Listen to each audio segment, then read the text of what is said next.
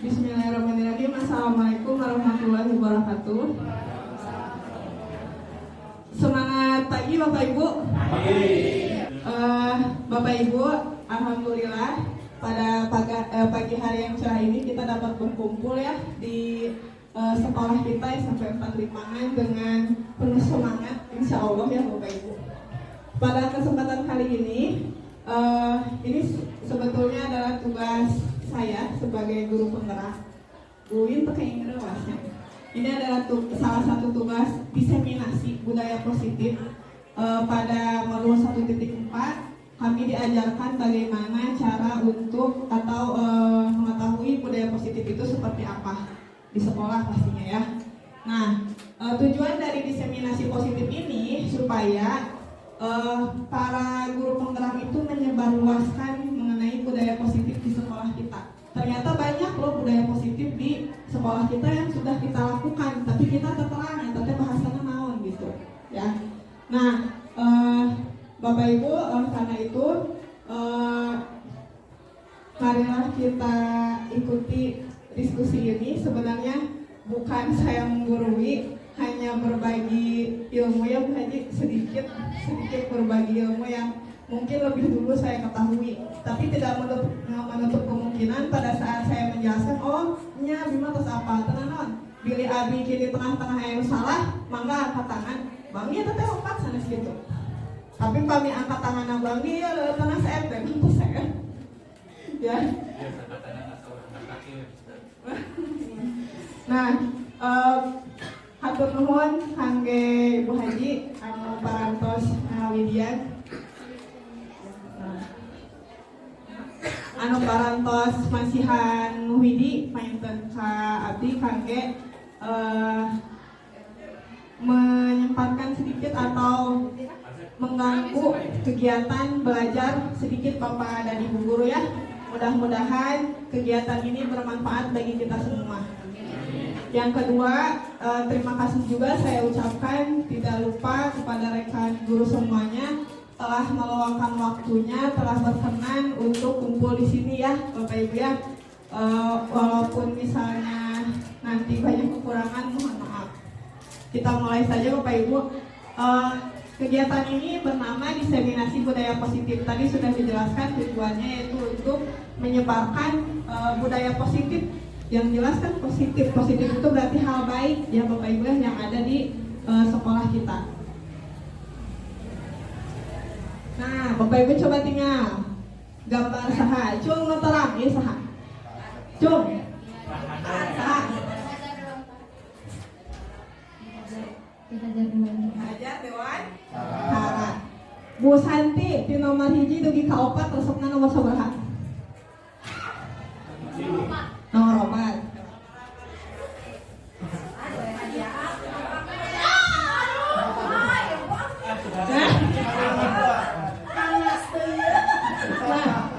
Bapak Ibu,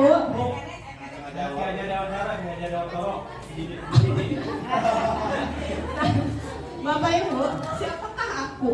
Aku adalah Ki Hajar Dewantara atau Dewantoro ya Bapak dan Ibu. Dia adalah Bapak Pendidikan Nasional yang kita kenali. Jasanya sangat besar bagi pendidikan di Indonesia khususnya. Nah, kalau kita mendengar kata Ki Hajar Dewantara atau Dewantoro, kita pasti teringat pada 3 semboyannya. Yang pertama, Ingarso Tulodo, yang artinya Tulodo berarti di depan kita harus memberikan tauladan ya, atau memberikan contoh. Terus Ingarso Mangun Madya, Mangun Karso yang kedua, artinya di tengah kita memberikan semangat ya atau motivasi. Sedangkan yang terakhir yang masih kita pakai sampai sekarang, Tuturi Handayani, artinya apa Bapak Ibu? Mendorong dari belakang ya. Nah, itu sama dengan tugas kita sebagai pendidik. Di depan kita harus memberikan contoh yang baik itu seperti apa, dari mulai cara berpakaian, dari mulai cara berbahasa kita ya kepada anak, harus bisa membedakan kalau misalnya ada anak kita tuh harus bersikap seperti apa, Misal pami ngobrol oke aya barangkali mah atuh ada direm ya. Nah, itu 3 semboyan dari Ki Hajar Dewantara. Selanjutnya, filosofi pemikiran Ki Hajar Dewantara yang ditekankan atau yang yang difokuskan yang pertama yaitu mengartikan pendidikan sebagai tempat persemaian benih-benih kebudayaan dalam masyarakat.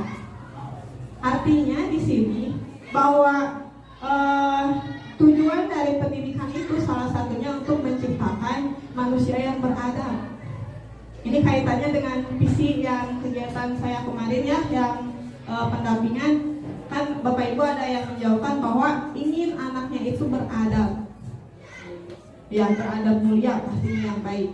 Terus yang kedua, menuntut segala kodrat yang ada pada anak agar mereka dapat mencapai keselamatan dan kebahagiaan yang setinggi-tingginya, baik sebagai manusia maupun sebagai anggota masyarakat. Nah, yang kedua ini kita hanya tugasnya menuntun Bapak Ibu, ya, bukan kita harus menciptakan si anak itu jadi A, jadi B, jadi C, tidak. Tapi kita di sini kaitannya dengan poin yang ketiga, ada kodrat alam dan kodrat zaman pada anak itu ternyata.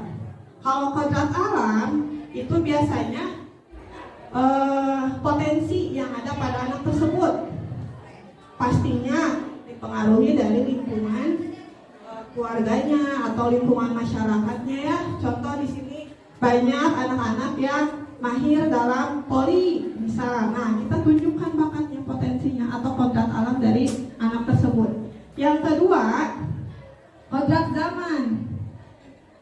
Sebenarnya ini kodrat zaman ini tidak hanya harus ditekankan pada peserta didik, guru-guru oge sami ya, kedah mengikuti perkembangan zaman. Kalau misalnya kita terlalu nyaman pada titik yang sekarang, otomatis kita bakal kagusur kayak kapayuna. Abinya dan sami nya ada masih diajar sangat biasa. Tapi karena tuntutan awalnya terus jadi belajar jadi bisa. Yang terakhir, budi pekerti. Budi pekerti atau watak atau karakter merupakan perpaduan antara gerak pikiran, perasaan, dan kehendak atau kemauan sehingga menimbulkan tenaga. Tenaganya untuk apa? Untuk kita menyongsong masa depan yang akan datang. Berarti harus dibutuhkan budi pekerti juga. Ya, kita kan sok karakter, kudu balik sikap dan itu kan kabar udah pengen. Nah, itu masuk ke poin yang keempat.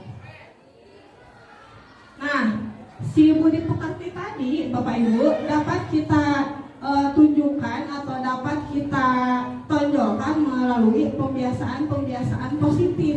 Nah, pembiasaan positif ini yang namanya atau nanti disebutnya adalah budaya positif di sekolah.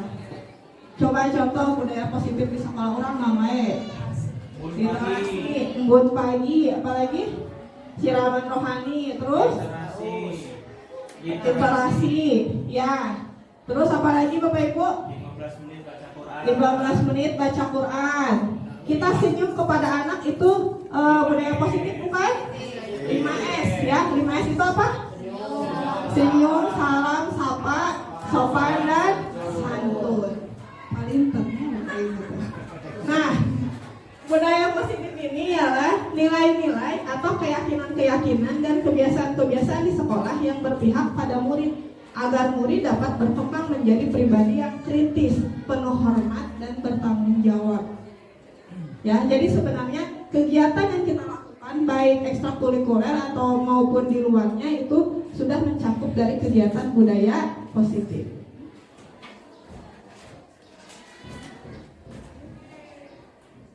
Tujuan dari budaya positif ini tidak lain hanya satu, menumbuhkan karakter anak.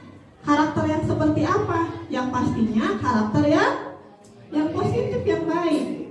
Ya, pasti kita menginginkan anak itu suatu saat atau tong mikir jauh melayan we sikapna bagus. Abi pamili kelas teu kudu pinter, penting sikapna bagus eta heula nu pertama. Abi sok kitu kamu kalinya. Itu patut nomor hiji. Cuma maksudnya ditunjang dengan sikap yang baik juga. Nah, Bapak Ibu, konsep inti dari budaya positivity ini ada 1, 2, 3, 4, 8. Yang pertama ada perubahan paradigma belajar, ada keyakinan kelas, ada kebutuhan dasar manusia, motivasi perilaku, posisi kontrol guru, terus segitiga restitusi, nilai kebajikan, dan disiplin positif. Adakah yang sudah kita lakukan Bapak Ibu? Apa? Keyakinan kelas. Sudah. Saya juga melihat di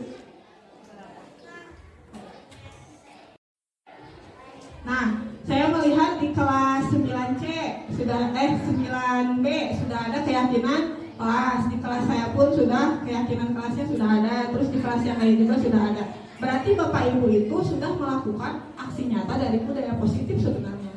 Ya, tidak harus misalnya melaksanakan keyakinan kelas tadi sorari seuri WK barangkali atau kita budaya positif. Tapi untuk seringnya lah pembedanya. Nah, terus ini yang pertama pembelajaran dengan paradigma baru. Karena sekarang ini sudah merujuk pada kurikulum Merdeka dan kita pun sudah mengadopsinya. Bu Hadinya kelas 7. Kelas bersama kelas 8. Oh, nah, merupakan pembelajaran yang berorientasi pada penguatan kompetensi siswa. Artinya student center, bukan lagi teacher center. Sampai sih orang misalnya teh, so kerjakan halaman sakitu, misalnya teh harangkum atau misalnya Bapak Ibu ceramah. Tapi fokuskan pembelajaran itu pada anak. Misalnya hal kecil aja, Bapak Ibu diskusi berpasangan, itu sudah berpihak pada anak. Jadi anak yang lebih aktif bukan gurunya. Nah, paradigma ini mengacu pada dimensi profil pelajar Pancasila. Sabra hiji profil pelajar Pancasila. Aya gana, Bapak pintar. Apa yang gitu hadiah? Jawabnya sama hadiah. Ya. Profil pelajar Pancasila yang pertama beriman dan bertakwa kepada Tuhan Yang Maha Esa serta berakhlak mulia. Satu hadiah nabu. Kedua. Ya, berpikir global. Yang ketiga, bagian hadiah. Jadi bagi-bagi. Bagi-baginya, sok atau bagi-bagi? Ya, kira terakhir bagi-bagi hadiahnya Bapak weh. Oh gitu. Kayak guru-guru. Yang kedua, yang ketiga berpikir kritis, kemudian berkolaborasi. Yang kelima, tadi buka aja kan Bu. Gotong royong dan mandiri. Kasih tepuk tangan ke Bapak. Nomor hiji sampai 3 Bapak nomor sabaraha aya mah? Yang mau hiji. Tong tadi kreatif kan teu. Iya, hiji. Nomor hiji apa kagak? Kopi. Ya antara kopi. Nomor hiji. Nah, ini Bapak Ibu, profil pelajar Pancasila itu ada 6 ya. Yang pertama, beriman bertakwa kepada Tuhan Yang Maha Esa dan berakhlak mulia. Ini poin pertama atau menurut saya poin yang paling utama untuk siswa. Karena kalau anak itu sudah berakhlak atau mempunyai akhlak yang baik, insya Allah akan menjadi pribadi yang baik di masa depan. Yang kedua, mandiri, harus mandiri. Tong kurang di dodorong wae, di huapan wae, tapi harus belajar mandiri. Yang kedua, bernalar kritis. Misal kita sudah menjelaskan, terus anak itu bertanya, kita menjawab, tapi terus saya nanya, tapi bernalar kritis, baik itu tuh ya. Terus berkebinekaan global, artinya dia bisa bersaing di dunia global atau di luar ya. Terus bergotong royong, pasti jelas ya, harus bergotong royong atau sebagai makhluk sosial pastinya kita harus bekerja sama. Yang terakhir, kreatif. Nah, materi kedua itu tentang disiplin positif. Perbedaan antara disiplin dan disiplin positif ini ada perbedaannya Bapak Ibu. Kalau disiplin itu biasanya orang besok namanya tegang, kudu disiplin guru teh temenang telat, masuk habis telat. Terus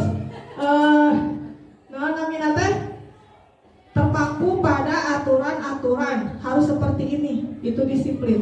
Sedangkan disiplin positif yaitu merupakan salah satu cara penerapan disiplin yang bertujuan untuk menumbuhkan kesadaran diri. Jadi tekuru dipiorang oke terus kesadaran diri. Misal tekuru dipiorang besanti, misalnya kedah tongkapna ini enjing, sorbu haji ta enjing. Besoknya. Nah setelahnya Bu Santi datang ke sekolah itu pagi-pagi wae. Nah berarti Bu Santi itu ada kesadaran diri, sudah melakukan disiplin positif. Nah, karena kita sebagai pendidik, tugas kita yaitu menumbuhkan peserta didik yang memiliki disiplin diri yang mengacu pada kebaikan universal yang mereka yakini tentunya. Ya, jadi kita harus meluruskan oke, misalnya baru rada menyimpang, yang kita rada luruskan gitu. Terus abi pembagian TTD aya anu barangkali teh alim mamam alasanna teu ngingku tua. Itu banyak alasan seperti itu. Nah, kumaha carana dijelaskan TTDT kangge naon, tujuanna kangge naon, manfaatna kangge naon, pamitu minum, misalnya efeknya kumaha ya. Terus ada kebutuhan dasar manusia.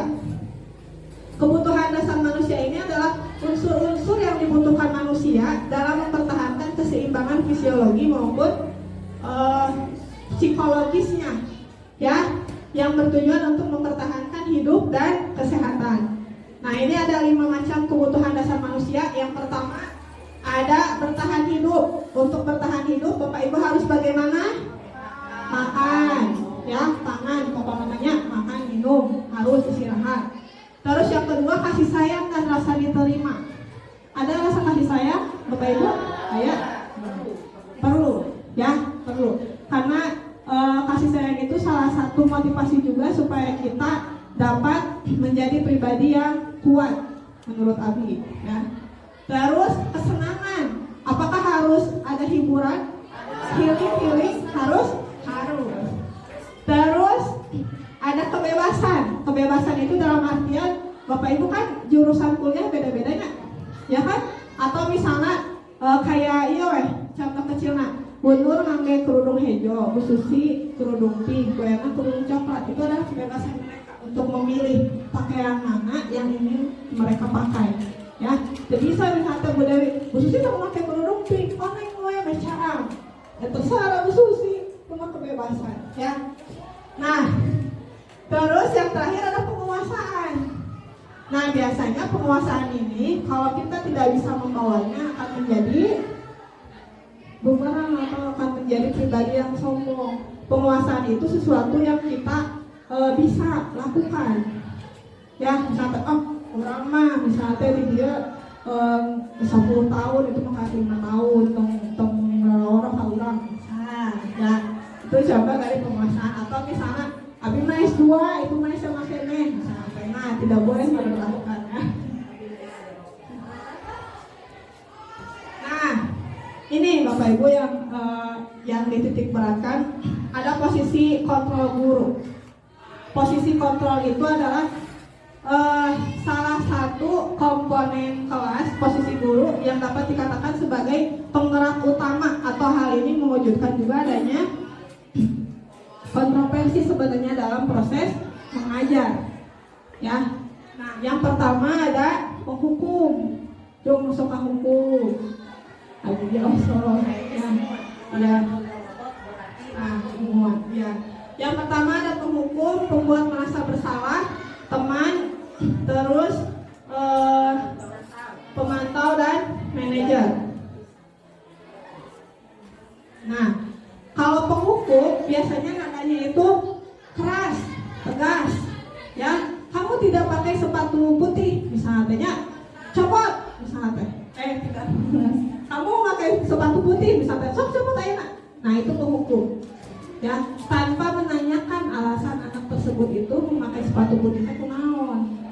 Bahwa kan misalnya sepatu hidungnya jebol, terbiasa diangkat dia, atau misalnya basah daripada tengah sekolahnya. Nah, itu penghukum. Terus penghukum juga akibatnya kepada anak, dia akan merasa nanti efek buruknya dia akan berontak. Orang mau dicanakan lain ke padian mah, mau langsung ke kelas padian. Nah, itu contoh dari efek yang kurang baik pada jenis penghukum, ya. sebaiknya dihindari ya Bapak Ibu kalau mau hukum. Terus yang kedua, pembuat merasa bersalah. Sok teh Bapak Ibu kalau misalnya baru dah aya masalah, jangan tuh terharunya kayak ibu teh kurang kumaha. Memaas kepada anak suka kamu wali kelasnya. Niatnya padahal.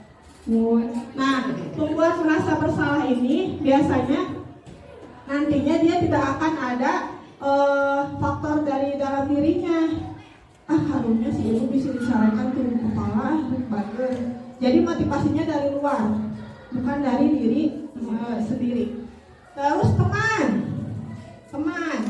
habis, teman.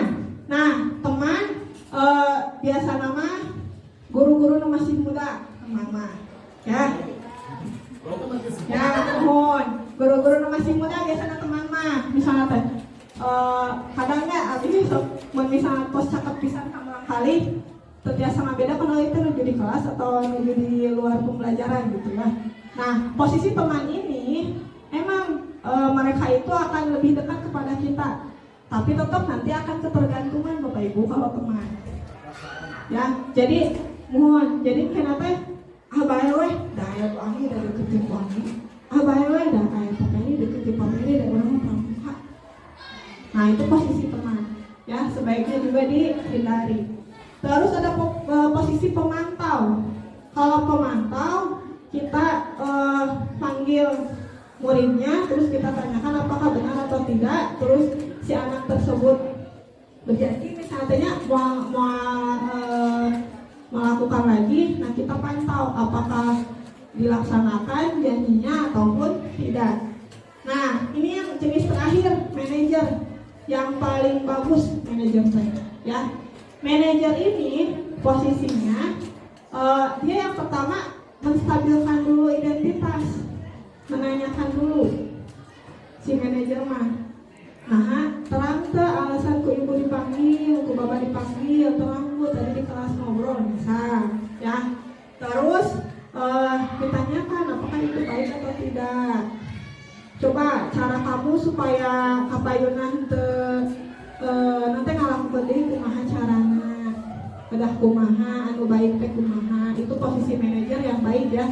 Jadi bukan kita yang harus kudu kieu ente, tapi si orang kali sendiri yang menyadari kesalahan mereka.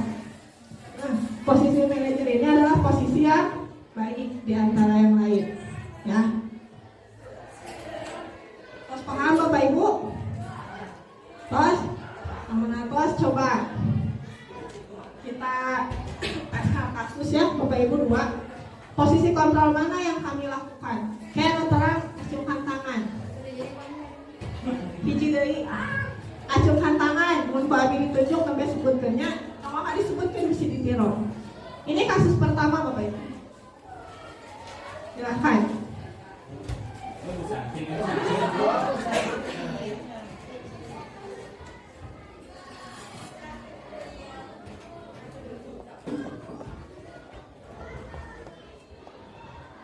Anu tos kenging jawabannya tiasa cipang tangan.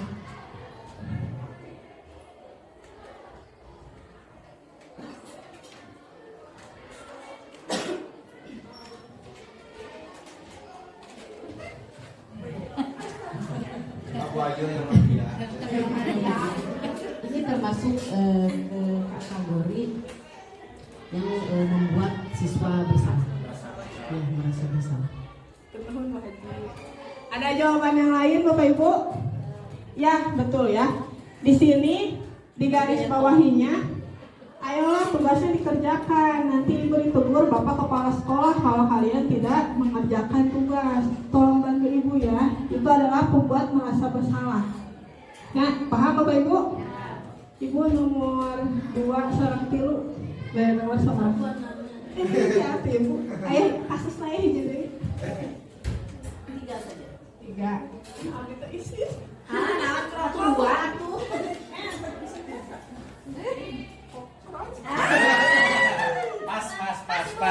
Pas ya tadi Kayaknya. tapi wangi pasnya ambil kopi Bu Haji ke koper gitu coba pas gitu pas rokok pasek gue. Nah, Bapak Ibu siap. Kasus kedua. Oh, Pak Asep langsung mulai. Rokok Pak. Kasus kedua. Silakan Bapak Ibu.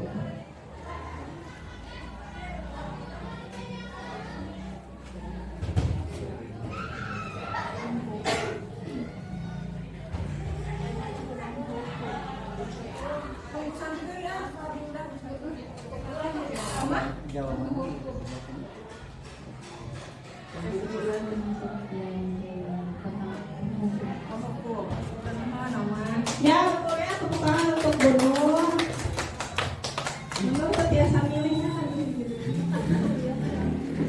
Tuh, nyapa. Bener, Nah, kasus dua ini benar sebagai penghukum. Ya sudah, kamu sudah melanggar peraturan sekolah, kamu salah, sudah terlambat, salah pula warna sepatunya. Ya, segera buka sepatumu kalau tidak bisa mengenakan warna sepatu sesuai aturan. Nah, itu adalah posisi kontrol penghukum. Nah, Bapak Ibu, sebelum ke materi selanjutnya kita ice breaking sebentar ya. Siap. Sekali. Ice breakingnya adalah tadi kan Bapak Ibu sudah mempelajari tentang budaya positif. Berarti kaitannya dengan budaya positif di sekolah ya. Ice breakingnya adalah sambung kata. Silakan Bapak Ibu nanti berpikir misal, Abin katanya budaya positif itu sangat penting di sekolah. Ini Bu Haji dilanjutkan. Sekolah, jadi kata terakhirnya. Sekolah itu adalah tempat persemaian benih-benih. Oke, dilanjutkan. Ya, siap Bapak Ibu? Teh Abila, ini Kamu Dewi. Kayak gitu ngomelin nggak? tahu. Di pastry weh. Di pastry.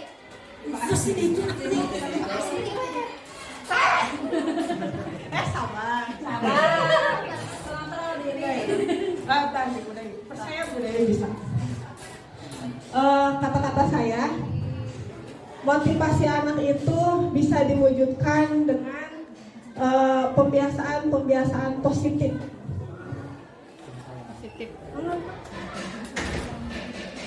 Positif. Kata positif. Positif kayak coba ya, jadi contohnya anak-anak selalu positif thinking ketika gurunya tidak masuk kan kadang-kadang si anak itu Keluar kelas. iya keluar kelas atau jajan atau di mana gitu tidak ya karena ada anggapan yang kosong.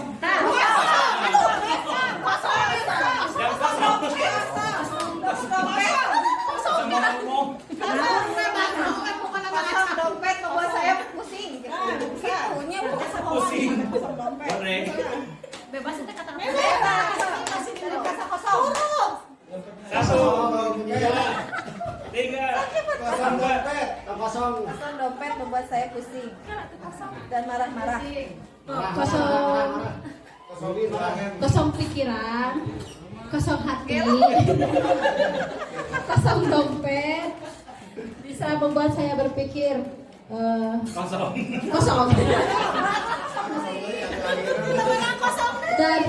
Dan dalam pikiran saya menjadi pabaliut. Kira buin. Pausnya ulangi deh. Pabaliut ketika saya pusing memikirkan suami saya di medan perang.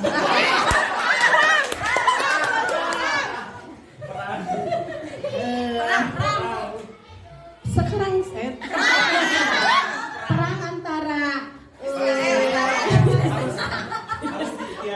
antara Israel dengan Palestina itu harus dihentikan karena banyak korban orang-orang yang tidak berdosa.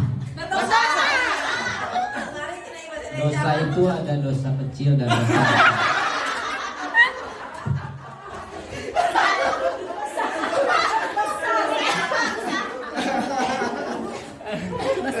besar. besar kemungkinan kalau Israel kalah, Indonesia bahagia. Saya tidak supervisi. Saya bahagia karena bahagianya. Iya. Bahagia kalau Padian bahagia.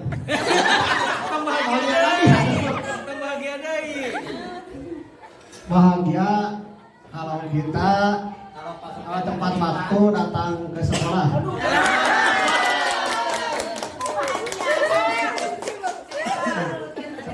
Sekolah adalah tempat kedua setelah rumah.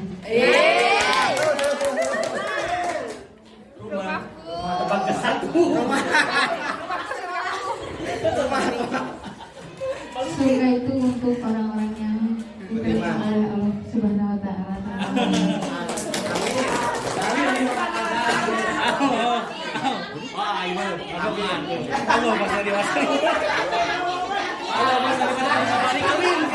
ya rabbal alamin. Alhamdulillah.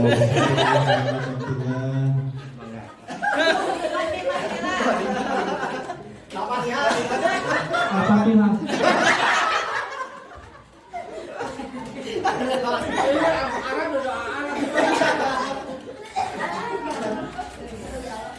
Baik Bapak Ibu, tepuk tangan untuk kita semua. Terima kasih ya Bapak Ibu sudah berpartisipasi. Coba manfaat ice breaking tadi apa? Coba menghibur, hidangan, ya itu yang paling Fokus, utama. Bu. Atau fokus, Nambah fokus. ya menambah fokus. Tos fokus kan kita lanjutkan ya Bapak Ibu sakeling beda. Nah, kita masuk ke motivasi perilaku manusia. Ada dua, ada eksternal, ada internal. In itu dari dalam dirinya sendiri, itu internal. Biasanya ada kesadaran diri, ada kemauan untuk berubah, ya itu motivasi internal. Sedangkan motivasi eksternal itu biasanya dari luar. Sehingga tadi nu penghukum karena sieun, misalnya teh KPOPI, jadi we dilaksanakan, misalnya. Jadi motivasi eksternal itu kan berasal dari dirinya sendiri. Menjawab yang dia. Mun, eta ge biasa. Itu juga motivasi eksternal kan ya? Nah, selanjutnya kita akan membedakan antara hukuman, konsekuensi, dan restitusi.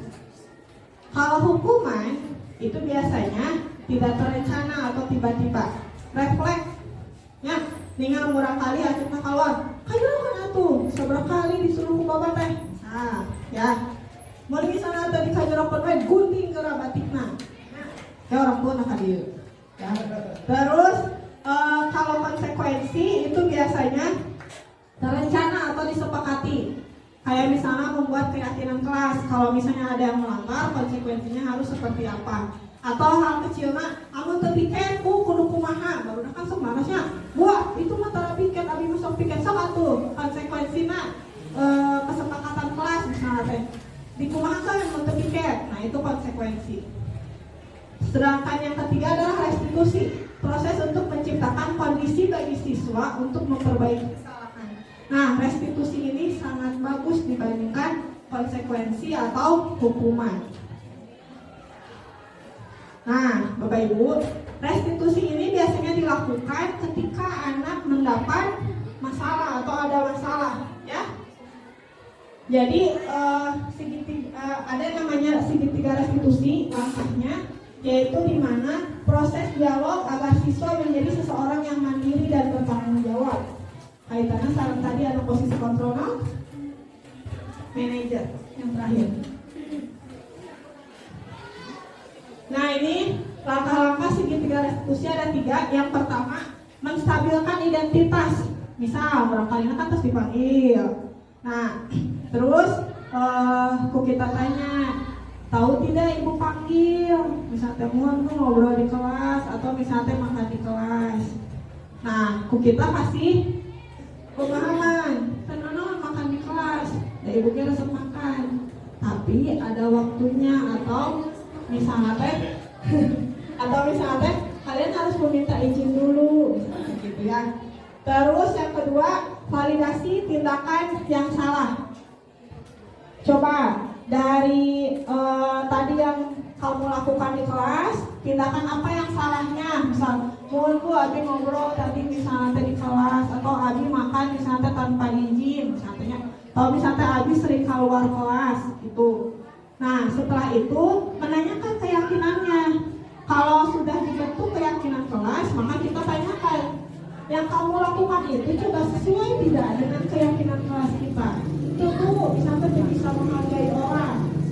Ya, itu tahapan dari segitiga restitusi. Kabayang tuh Bapak Ibu? Abi contohnya, nah, gimana? Jadi kemarin tugas demonstrasi itu saya praktek segitiga restitusi dengan siswa. Kebetulan siswanya di kelas kebetulan dia ada masalah, jadi pasti dipraktekin lagi. Silahkan disimak ya Bapak Ibu.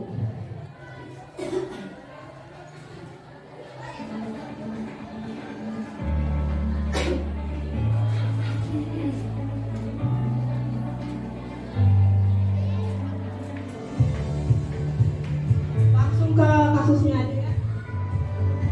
Jelaskan lah ya. Jadi kasusnya, jadi ada 2 orang anak di kelas. Pada saat saya menjelaskan, dia mengobrol. Jadi saya panggil, ya, si anak 2 itu tadi saya panggil. Saya lakukan langkah-langkah segitiga restitusi.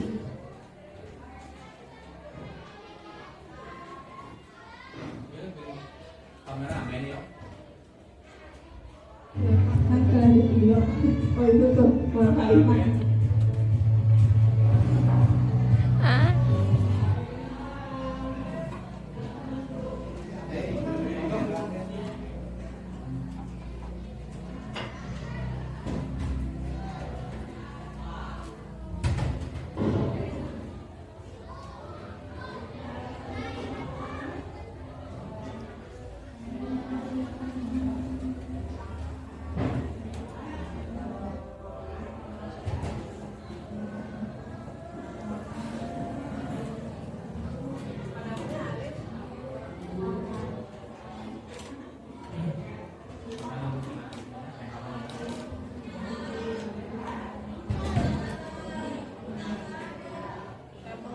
Jadi pada tahapan ini saya tanyakan kepada anak, tahu tidak alasan oleh ibu dipanggil?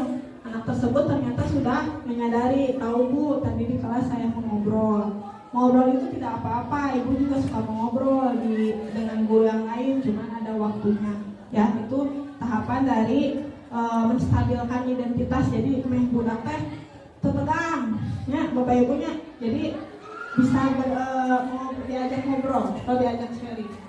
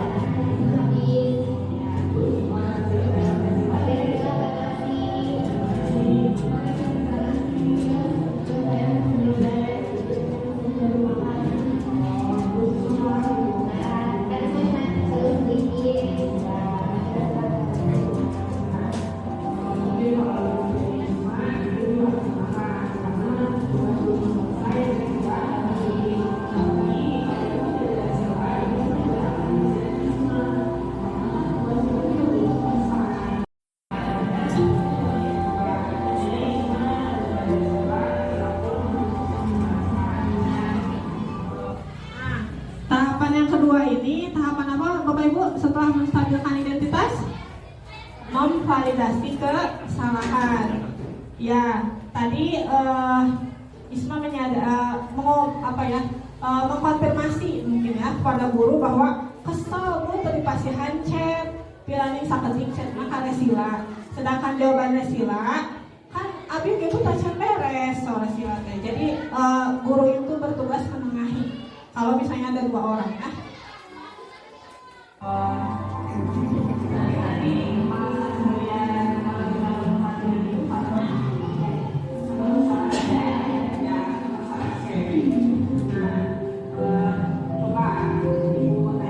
Tahapan terakhir Bapak Ibu.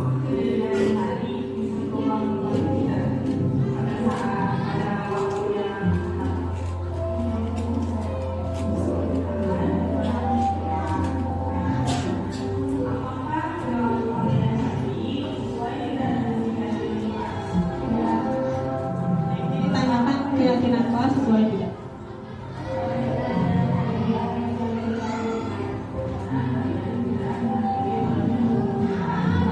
Nah, jadi keyakinan kelas yang dilakukan itu tidak menghargai orang yang berbicara di depan.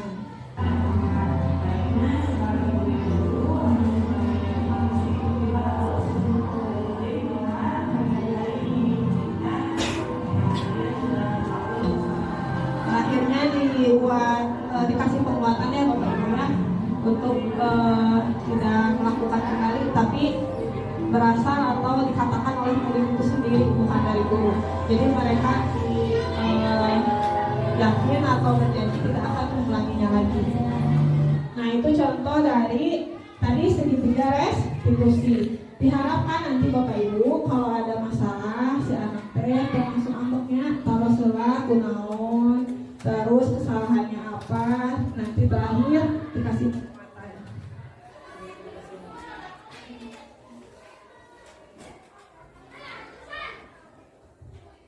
Nah ini materi terakhir Bapak Ibu tentang keyakinan kelas.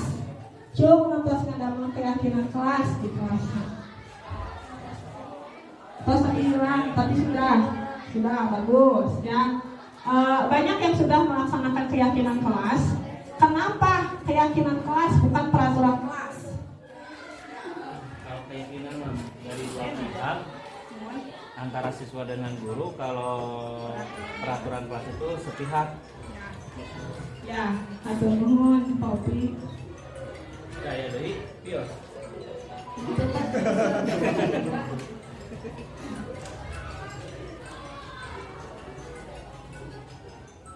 Keyakinan kelas itu bersifat lebih abstrak ya atau lebih rinci atau lebih konkret. Nah, keyakinan kelas ini berupa pernyataan-pernyataan universal, jadi pernyataan yang positif. Jadi tidak ada kata tidak boleh buang sampah sembarangan, bukan, tapi diganti kata-katanya dengan menjaga kebersihan kelas. Gitu ya, membuang sampah pada tempatnya. Nah, terus keyakinan kelas hendaknya tidak terlalu banyak sehingga mudah diingat dan dipahami oleh semua warga kelas pastinya. Karena keyakinan kelas itu biasanya dibuat oleh wali kelas dan seluruh siswa di kelas. Tapi tidak menutup kemungkinan. Misalnya Pak Opi yang ada keyakinan kelas pelajaran PAI boleh, tidak apa-apa, ya boleh-boleh saja. Nah, terus keyakinan kelas juga sebaiknya sesuatu yang dapat diterapkan di lingkungan tersebut. Jadi kalau misalnya dia keyakinan kelasnya Bu mengedepankan teknologi Bu, hari ke sekolah kan tuh kayak gitu apa ya? Jadi harus disesuaikan juga dengan lingkungan sekolah kita. Bersedia meninjau kembali keyakinan kelas dari waktu ke waktu, jadi ditinjau. Misalnya tes sebulan, keyakinan kelas mana yang dilaksanakan atau yang tidak konsisten dilaksanakan. Nah itu kita evaluasi kepada anak. Misalnya ya orang ngarumuskan keyakinan kelas bisa ya. Langkah-langkahnya: 1. Tanyakan pendapat murid tentang masalah dan harapan di kelas. Terus eksplorasi ide dari murid, ambil kesimpulan. Biasanya si anak itu menuliskan di sticky note ya atau di memo, nanti ditempel di depan, terus nanti dikelompokkan, misal tentang disiplin mana wae, tentang akhlak mana wae gitu. Jadi nanti dari keyakinan kelas tersebut diubah menjadi kalimat yang positif tadi ya. Nah setelah itu keyakinan kelasnya boleh ditulis, dikreasikan oleh anak, apa misalnya nama seluruh aplikasinya kayak tanpa itu langsung dibikin. Nah terus di bawahnya ditanda tangan oleh wali kelas dan siswa ketua kelas ya. Ini contoh kelas tadi. Nah ini contoh kelas 9A ya. Jadi ada 1, 2, 3, 4, 5, ada 5 keyakinan kelas kami, disepakati oleh seluruh siswa dengan diketahui oleh wali kelas dan ketua kelas. Nanti ditanda tangan. Ya contohnya.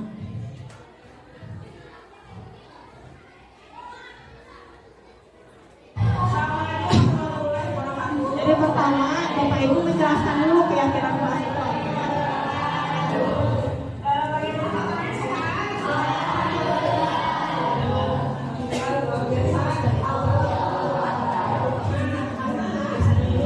Ya biasanya dilaksanakannya pada awal tahun pembelajaran baru.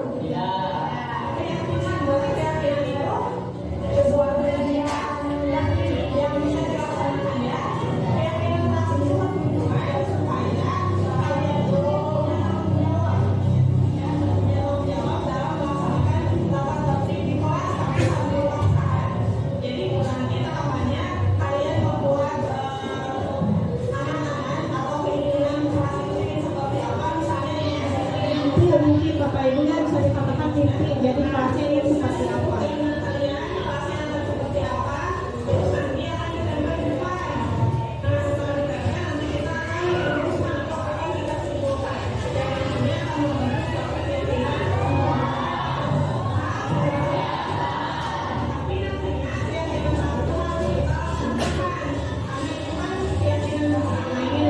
Bahwa keyakinan kelas tersebut harus kita laksanakan karena kan keyakinan bersama dibuat bersama, jadi harus dilaksanakan bersama dengan tanggung jawab. Nah ini anak-anak dikasih memo untuk menulis keyakinan kelas mereka ya, yang mereka inginkan itu yang seperti apa.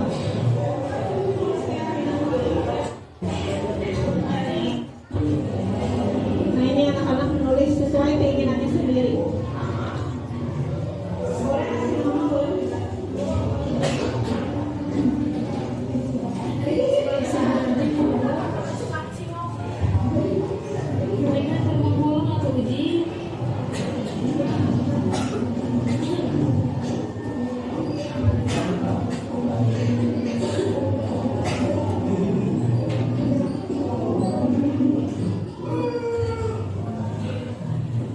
Ini videonya tidak semua ya Bapak Ibu karena akan lama. Jadi sampai dengan si anak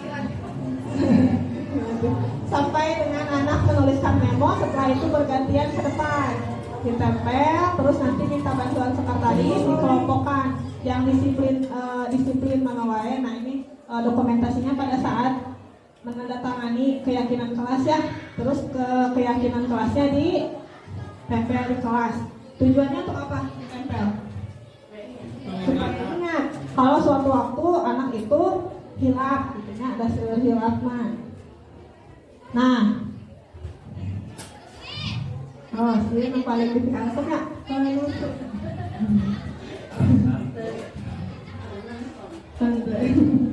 menutup. Dalam penerapan program budaya positif ini, pastinya Bapak Ibu tidak akan terwujud jika hanya satu orang atau warga sekolah yang melaksanakan, tapi harus dilaksanakan bersama ya. Makanya ya program literasi, ya program kerohanian itu harus dilaksanakan bersama, kita saling dukung supaya semakin banyak budaya positif yang kita hasilkan di sekolah ini atau yang kita tunjukkan di sekolah ini. Tujuannya yaitu untuk membentuk karakter anak supaya lebih baik. Itu kesimpulan hari ini. Coba saya akan menanyakan refleksinya atau umpan balik Bapak Ibu. Coba siapa yang bisa memberikan umpan balik pada kegiatan kali ini? Kesannya bagaimana, kelebihannya apa, atau manfaatnya apa, kekurangannya bagaimana? Ada yang mau Bapak Ibu? Satu orang saja. Assalamualaikum warahmatullahi wabarakatuh. Hatur nuhun Bu Anggi.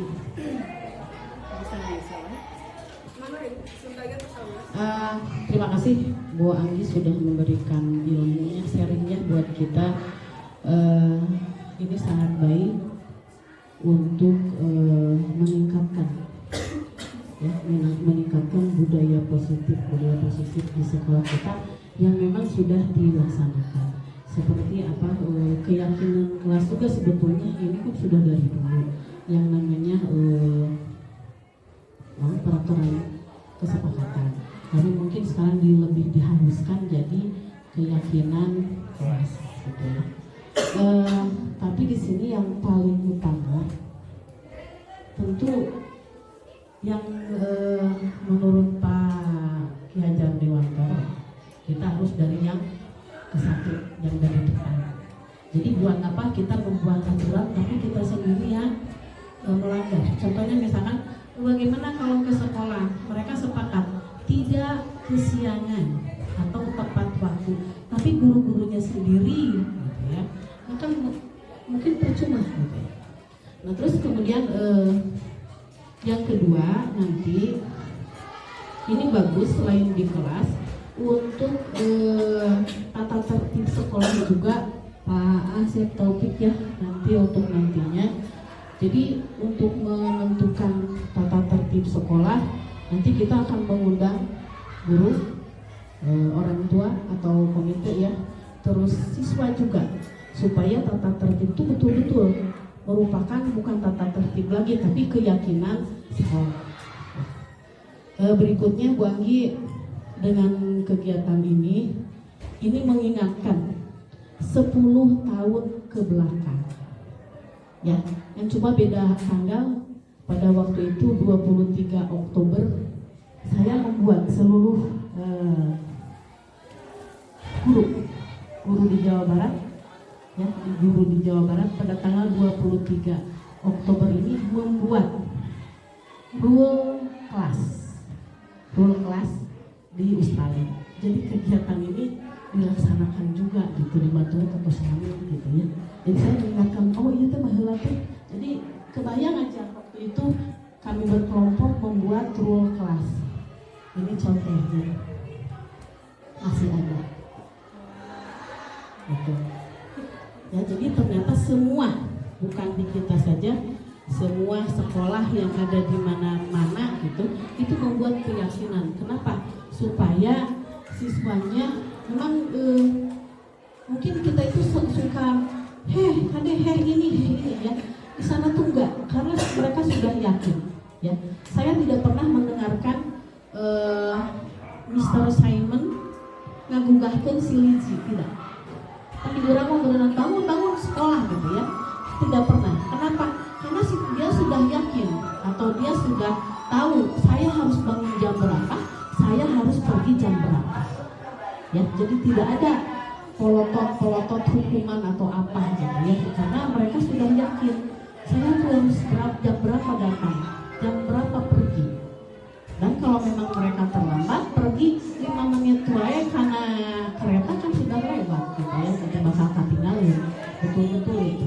Jadi ini sangat berarti, sangat berguna sekali. Mudah-mudahan di sekolah kita dan memang sudah diterapkan, tapi kita perhalus lagi. Jadi tidak ada hukuman, tidak ada tata tertib, tapi sekarang adalah keyakinan sekolah, keyakinan kelas. Cuma mungkin pesan saya ya, kita jadi yang terdepan. Siapa saya gitu kan? Saya adalah seorang guru yang diburu dan diberi. Atur nuhun. Assalamualaikum warahmatullahi wabarakatuh. Waalaikumsalam warahmatullahi wabarakatuh. Atur nuhun Ibu Kepala Sekolah telah memberikan umpan baliknya. Memang betul jadi tauladan itu menurut saya sendiri sulit ya Bapak Ibu. makanya abi mah paling sana aya barangkali anu telat sok ditalaskeun aku non telat Kak. Ya, dan saya juga menyadari bahwa saya sendiri masih sulit gitu mun misalnya ke kasihan ke sekolah teh gitu makanya abi pribadi tapi berusaha ingin gitu tapi ada keinginan untuk mun telat mungkin barudak menurut aku kumaha da beureung lagi telat gitu ya jadi harus ada keinginan atau motivasi pada diri kita sendiri untuk berubah. Kalau misalnya tidak ada motivasi, dilaksanakan karena aturan, dilaksanakan karena aturan, itu tidak akan bertahan lama Bapak Ibu. Paling hanya sehari 2 hari, besok mah gitu deh. Ya, terima kasih juga kepada Bu Haji tadi telah menekankan pada keyakinan. Insya Allahnya Bu Haji mudah-mudahan terwujud kita akan merumuskan tentang keyakinan sekolah kita. Jadi bukan tata tertib lagi, tapi keyakinan sekolah. Mungkin kakek terakhir aya nu bade ditalaskeun satu pertanyaan aja supaya tidak terlalu lama. Boleh beres? Saya mau bertanya bagaimana cara mempertahankan budaya positif di tengah kita ya sebagai manusia mungkin ada malas gitu. Terima kasih. Tadi cara mempertahankan budaya positif di tengah tumpuran diri kita yang malas sebenarnya. Kadang kan rasa malas itu timbul bisa kapan sajanya Bapak Ibunya. Kadang pas ngalaksanakan budaya positif sama si aya pas bosan hoream buat pagi teh atau misalnya nembe sekali 2 kali edina gitu ya. Nah, cara mempertahankannya kalau misalnya sekolah ini sudah merumuskan keyakinan kelas, maka kita kembali lagi ke keyakinan sekolah, maka kita kembali ke keyakinan sekolah yang sudah kita rumuskan. Karena kan keyakinan itu sesuatu yang kita yakini bisa dilakukan.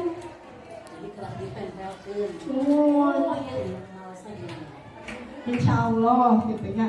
Nah, terus keyakinan kelas sendiri kan kita ada tanggung jawab supaya kita dapat melaksanakannya dengan konsisten. Tapi kata konsisten di sini itu yang paling sulit ya, Bapak Ibu ya. Jadi konsisten ini sulit. Jadi saya sendiri contoh dalam mengerjakan tugas-tugas CGP orang kedua, tapi ingatkan tujuan awal dari perjuangan kita. Tes mah yang saya kudu tahap 1, tahap 2, acan nyantun itu. Jadi kembali ke tujuan. Jadi kalau misalnya budaya positif di sekolah kita sudah mulai menurun, kembali ke tujuan awal.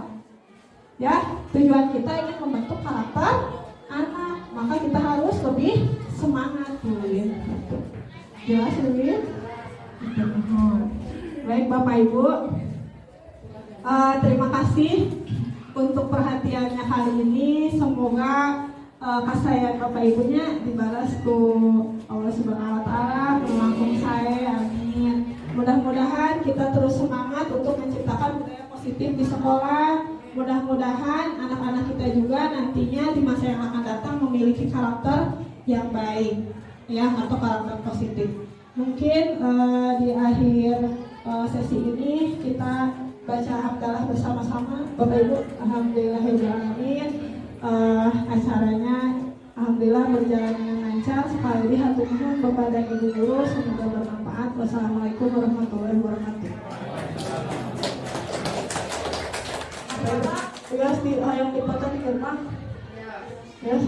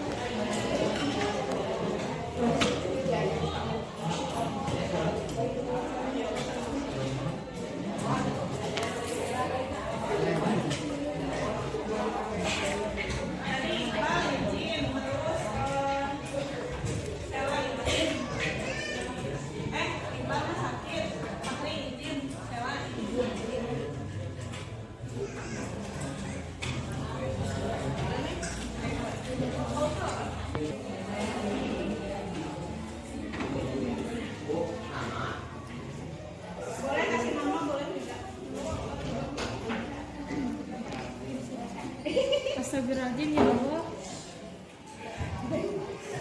Kita keur manghulang atau uji.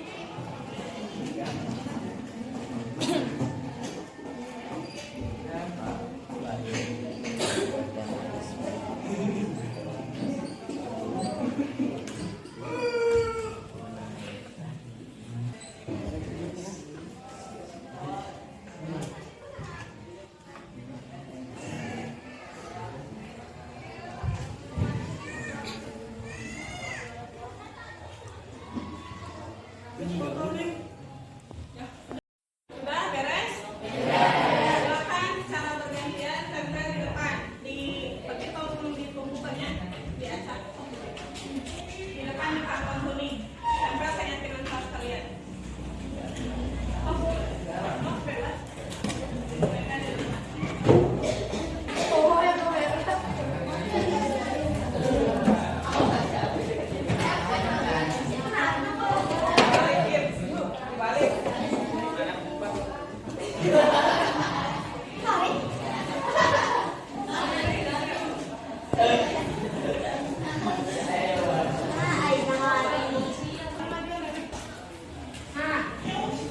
Setelah kalian menuliskan keyakinan kelas, sekarang kita akan merumuskan ya keyakinan kelas apa saja yang kalian inginkan. Notaris mana? Silakan tulis.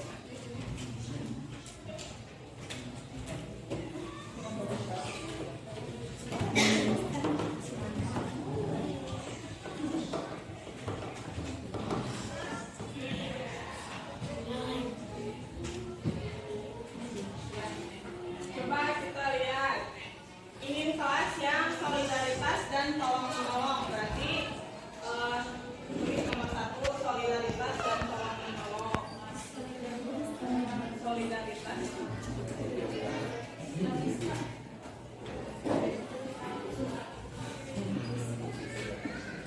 Saling tolong menolong.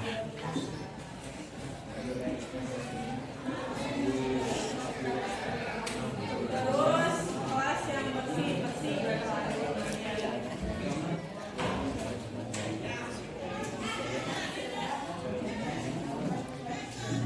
saling menghargai. Terus rapi, udah rapi. Yang lainnya hampir sama ya. Udah boleh. Terima kasih. Nah, selanjutnya kan ini sudah ada keyakinan kelas kalian. Sekarang kita bentuk kalimat positifnya. Kalimat positif itu berarti kalian itu bisa melaksanakannya. Jadi kalau kalian ingin melanggar, kalian ingat kata-kata itu, ya. Yang pertama, sekretaris catat di buku catatan dulu. Nanti kita cetaknya kita preview. Yang pertama ada solidaritas dan saling tolong menolong. Pastinya saling tolong menolong antar sesama, ya. Terus solidaritas. Jadi kalau ada satu siswa yang membutuhkan pertolongan, kalian siap membantu, ya. Terus yang kedua, kelasnya harus bersih. Berarti bisa menjaga kebersihan kelas. Berarti jadwal piketnya dilaksanakan. Terus yang ketiga, saling menghargai. Salah satunya tidak boleh ada bully. Di sini juga dikatakan no bully. Jadi siswa di kelas ini menginginkan tidak ada bully. Berarti menghargai atau saling menghargai. Yang keempat, agamis, yaitu berdoa. Berdoa itu kan ada. Biasanya kalian berdoa pada saat apa?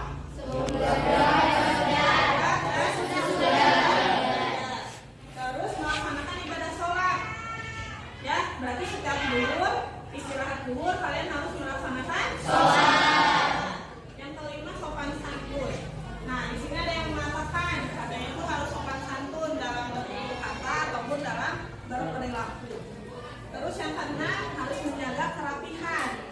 Kerapihan kalian, misal hari Senin sesuai seragam, pakai baju putih, bajunya dimasukkan pakai dasi, ya. Nah, ini adalah keenam kesepakatan atau keyakinan kelas kita. Nah, setelah kalian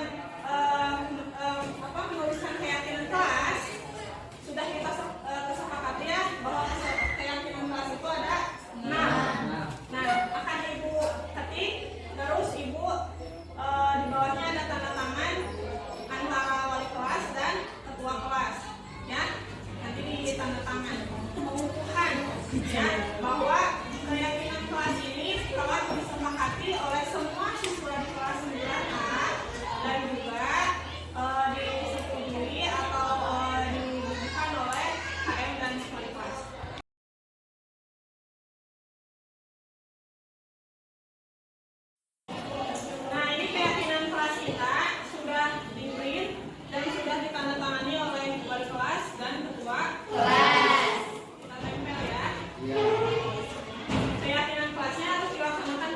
Karena kan itu tanggung jawab bersama.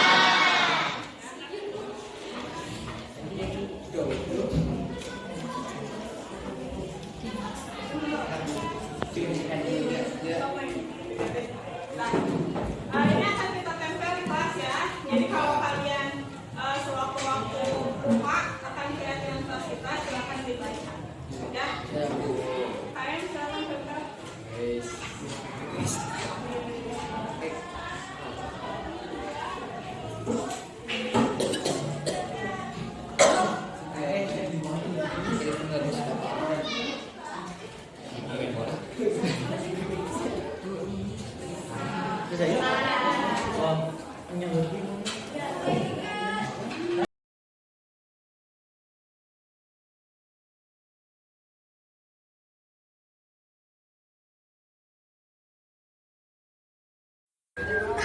Assalamualaikum warahmatullahi wabarakatuh.